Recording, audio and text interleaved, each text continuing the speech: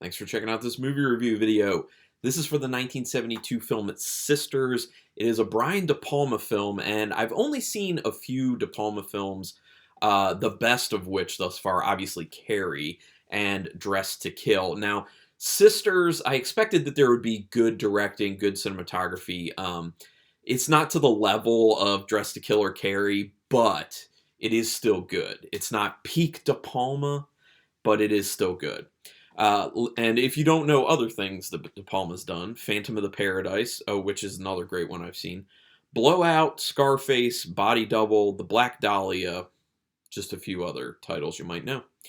This film was written by De Palma as well as Louisa Rose, who also worked on the script Monique, and apparently it says on IMDb was uncredited as part of the script for Phantom of the Paradise, which is interesting.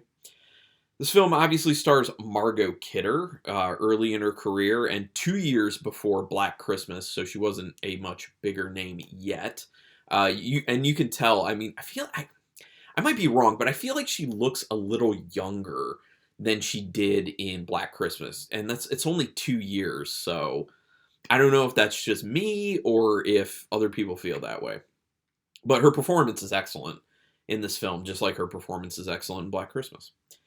De Palma has cited the music of Bernard Herrmann as being a major contribution to the film, which, I'll agree with him. The soundtrack really does stand out. It is quite good.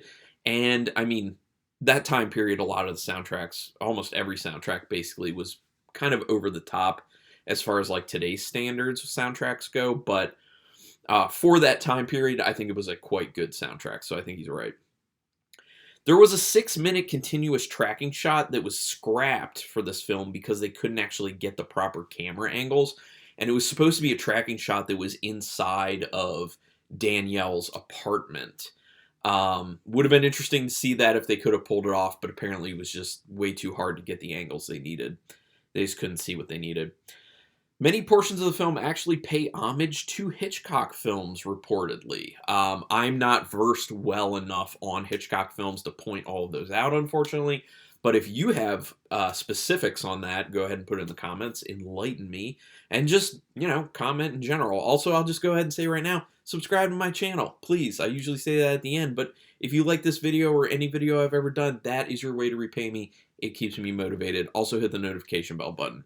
When I'm putting up any of my videos. Anyway, continuing. Different angles of a fetus is a interesting way to start a movie, I guess. I didn't see that coming during the opening credits, but I mean, it makes sense from the standpoint of it's about sisters. You're just seeing one fetus at first, then you're seeing two fetuses, which it looks like a really bad kind of hack job where they like cut out one of them and then just like jammed it on top of the other one for the picture. So it looks a little funny and wonky, but for the time period, it probably looked relatively good, but it's kind of unsettling. Like, I don't know, fetuses are creepy. Do other people feel me on that? Like, not fully formed human babies are creepy. Actually, I would say human babies are creepy too, but that's just me. But it's a creepy way to start. Peeping Toms! What a wacky show. I love that that's how they, like, after the opening credits, how they start the movie is this weird show, Peeping Toms, where they basically set up a scenario where someone becomes somewhat of a peeping Tom, and then the contestants have to guess what route they're going to choose. Are they going to just stay there and be silent and watch this person undress, or are they going to say something, or are they going to leave? And obviously, in this instance, it's Margot Kidder's character, Danielle, Danielle / Dominique, who is doing the undressing because she's a budding actress, and then it's Philip, who ends up being her victim in the film, who is the unknowing peeping Tom at first. But then obviously, it was recorded ahead of time. Then he shows up. They're all in on it at that point. And then he gets like a nice parting gift of like an evening at, I believe it was called the African Room Lounge. And she just gets cutlery, which like when she gets the cutlery though, like they make a point of showing the cutlery. And I'm like, yeah, this is, someone's getting knifed. Basically, this cutlery is going to be important. Plus, the film was called Sisters, and we see Danielle early on, and she talks to Philip about Dominique she doesn't name her at that point, but when she first talks to him, she says she had a twin who she misses greatly. So yeah. Margot Kidder playing drunk in this film as well. She obviously did in Black Christmas. A lot of people have kind of questioned whether it was actually playing, because apparently she did have a drinking issue. So I just thought it was interesting that she was playing drunk in this film, just like she was playing drunk in Black Christmas. And yeah, kind of makes me sad though too, knowing that she had a problem.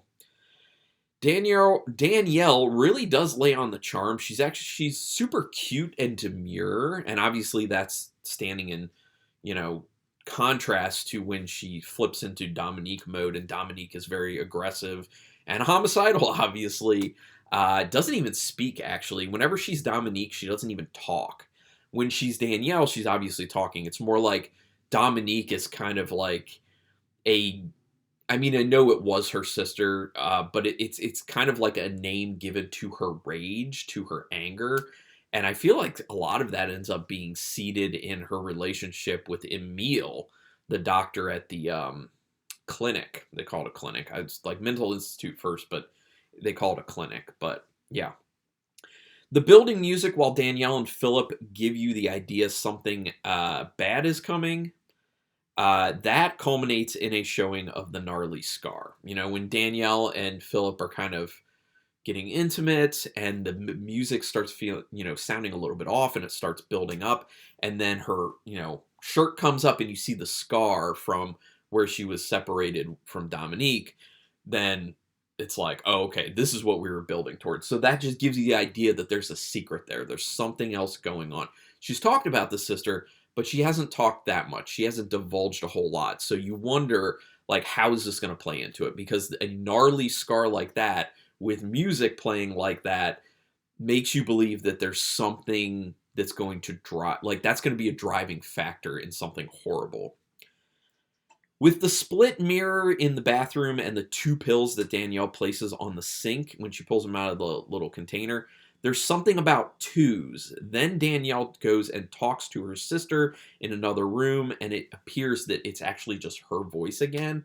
I know they say, it was a twin, so you would think, oh, maybe they have the same voice. But to me, I'm always looking for these kind of symbols in the films, and like the 2 portions of the mirrors are always a showing of duplicity, basically, and then the fact that she brings out 2 pills, and they focus on that. They literally have like a close-up shot of the pills, which also serves because those are kind of like keeping her mentally in check as far as what Emile says much later in the film.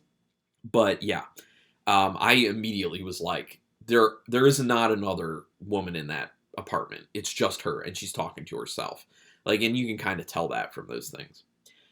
Things really kick into high gear with the surprise knife attack from Dominique. Didn't necessarily see it coming then. I knew at some point Philip would end up getting killed with that particular knife that he pulls out. I didn't see it coming right at that point and how it did. Although I actually did once she took the knife from him and she was still like face down on the I was going to say Murphy bed. It's not a Murphy bed. The fold out bed from the couch. Pretty solid attack too. Interesting use of the split screen to show Philip crawling and also at the same time showing what it looks like from outside the window, which would basically be from Grace's perspective, seeing him crawling and bleeding, trying to get help. And then the fact that it stays with Grace on that other screen as she's calling it into the police, being concerned. Like the use of split screen in this, it's a very interesting, intriguing thing. Obviously, it's not the only time De Palma would end up doing this. He does it a few times. He did it in Dress to Kill, at least. I think he did it in Carrie as well. Just something he really liked to do. It's a cool thing if it's done properly.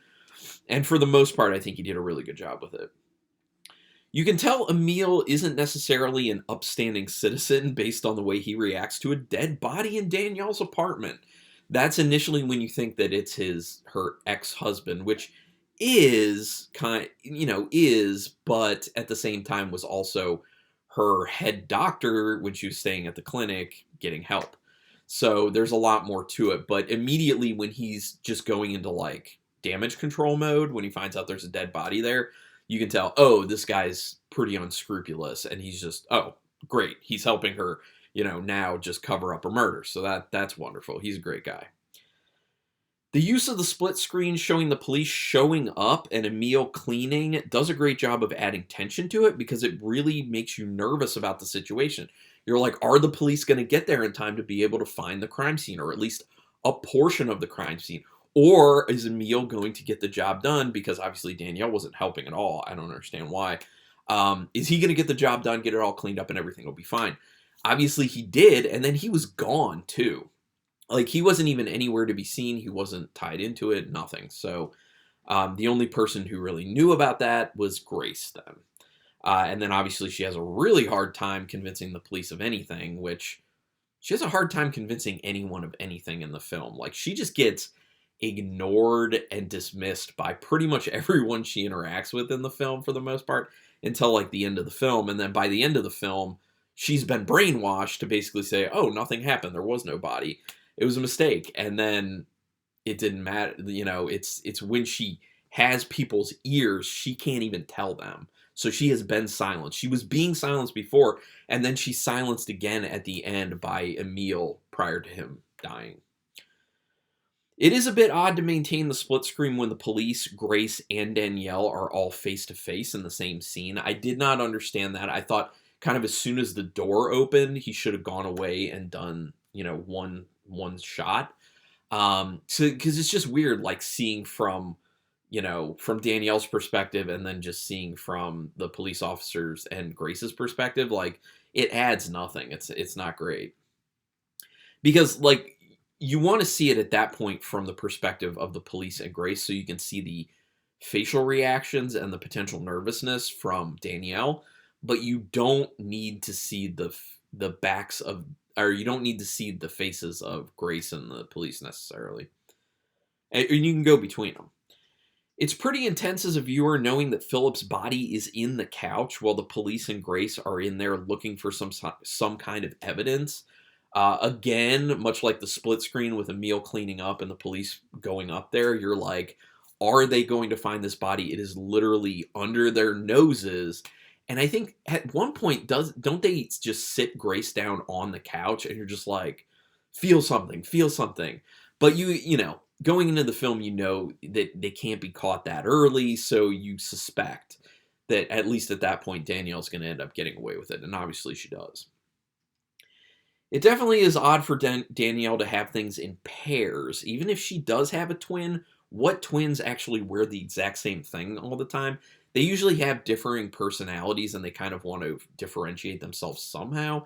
So the fact that, Grace is like, you have doubles of everything. Is it having to do with a twin? And she's like, no, I just like to have a backup, basically, in case something happens. But, like, that wouldn't necessarily signify, like, I just don't understand why Grace is like, oh, you have a twin. Because why would you immediately assume that twins dress the same? That doesn't make a whole lot of sense. It's kind of a weird stretch, in my opinion. And the cake and what's written on it becomes important, but only for Grace, since she ends up dropping the thing and erases a little portion of evidence to a degree, where it says, happy birthday, Danielle and Dominique, which I will point out too, when Philip was taking his sweet time getting that done, it made all the difference in potentially causing his death, because she needed the pills that he had just picked up badly because the other ones had gone down the drain. So she was starting to have a breakdown, basically, and you're led to believe that because she didn't get those pills in time, that's what allowed the switch over to Dominique from Danielle, and then led to Philip's demise. So him literally trying to do something nice for her got him killed, unfortunately. When Grace's mother talks about how the clinic, the new clinic's method of rehabilitation, you can tell that it's kind of speaking, kind of speaking to what's going on with Danielle. She kind of talks about how, like, they don't just necessarily keep people there forever, and they were doing these kind of trials of releasing people and just kind of monitoring them. Letting them live in an apartment, live normal life, but also kind of following them closely. And then that it made me think to Emil and being like, oh, does Emil have something to do with the clinic? Because they paint him initially as kind of like just this overprotective ex, but maybe there's another aspect to it where he's actually part of the clinic and she's, was a patient at the clinic and now he's monitoring her. And then that's also why he wasn't fully surprised that she killed someone. So yeah. Note how nobody listens to Grace. She's always dismissed, even by her own mother, who thinks that she actually knows better than she does for her life. Yeah, it just gets you in the mode of understanding that there's so much frustration for a character like Grace because no one will listen to her. Her mom won't even listen to her. She tries to tell her what to do with her life. The police won't listen to her about the crime that she witnessed. Her publisher won't listen to her about stories that need to be worked or that she has ideas for. Like, it's just on and on and on. So you can feel her frustration as an audience member. Another tense moment with Larch, the guy who was the window washer, or dressed up as a window washer, who I think was like a private eye. When he's in the apartment and then Danielle comes home with the movers to get rid of the couch.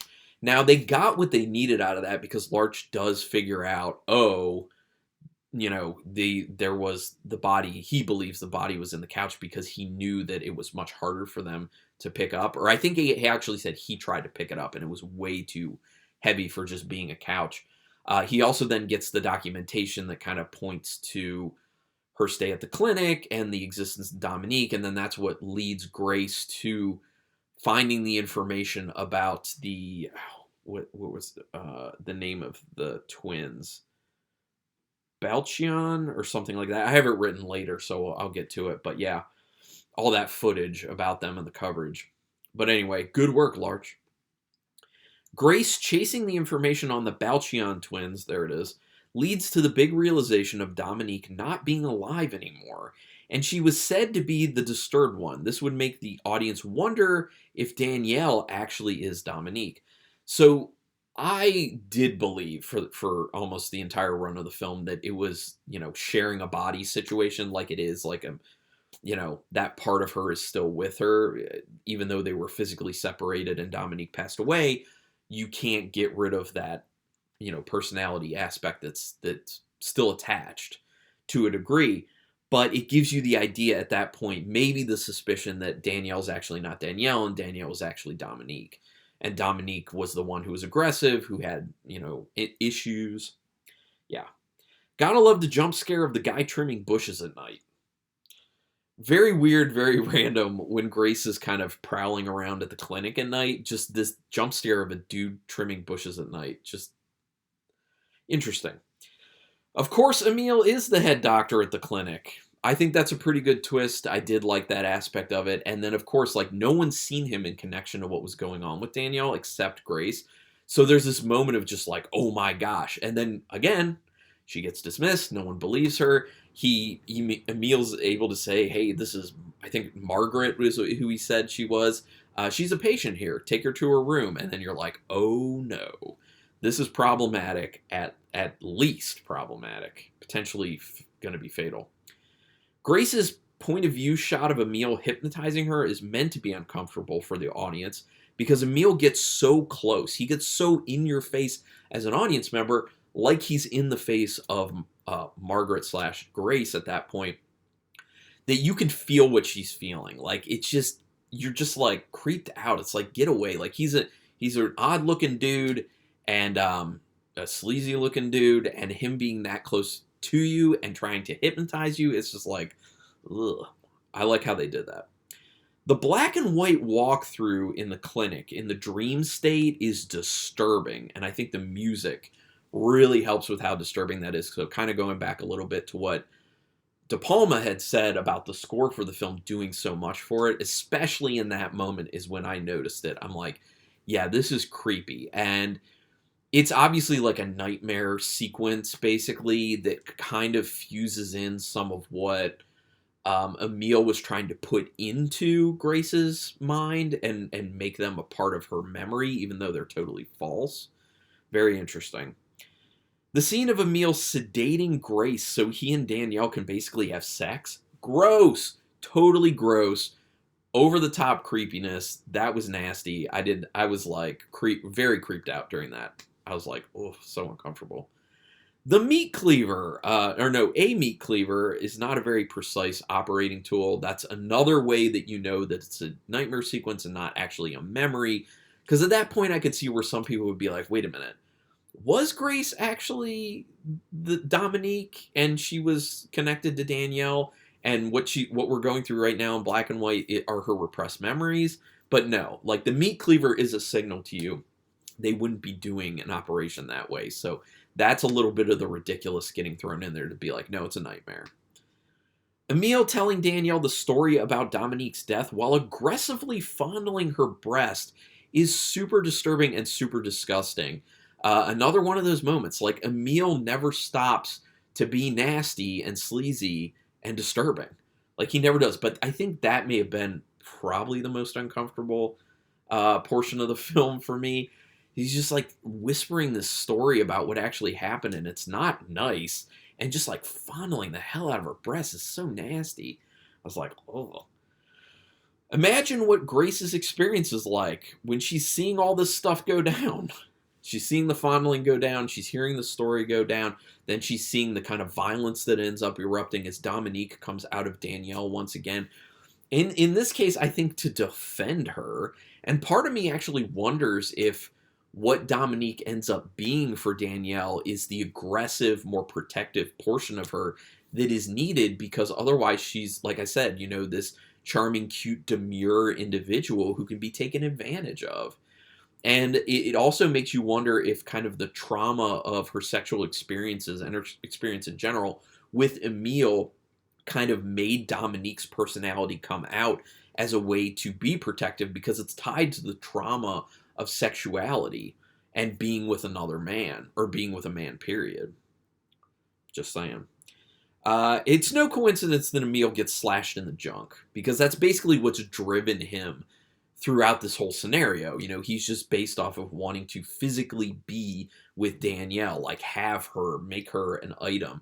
Like she showed up as a patient in his clinic, and he basically forced himself upon her. Like that's obviously very unethical. Terrible. And yeah, so he gets slashed in the junk because that's all he was using to think for the whole thing. And the hypnosis works, as evidenced by the lines that Grace ends up repeating to the policeman at the end, who I think is messed up that he starts getting so agitated about it, because he was terrible to her before, like just shutting her down, and now he's like, no, I'm willing to listen. And then not being that nice about it. And then I also like the fact that he's just like, I sent you chocolates. It's like, okay, man, like the ordeal that she went through, chocolates isn't going to solve it. It really is not going to solve anything. And the fact that he acts like it should just shows you how ridiculous that dude is. So she's just kind of like stuck with this horrible knowledge that she has that she cannot share, and it sucks. Why is the couch at the train station at the end? I don't understand that. And why is Larch watching it with binoculars from a pole? I don't understand that either. I guess he's just keeping an eye on it. I guess it's giving the idea that he's still on the trail of it.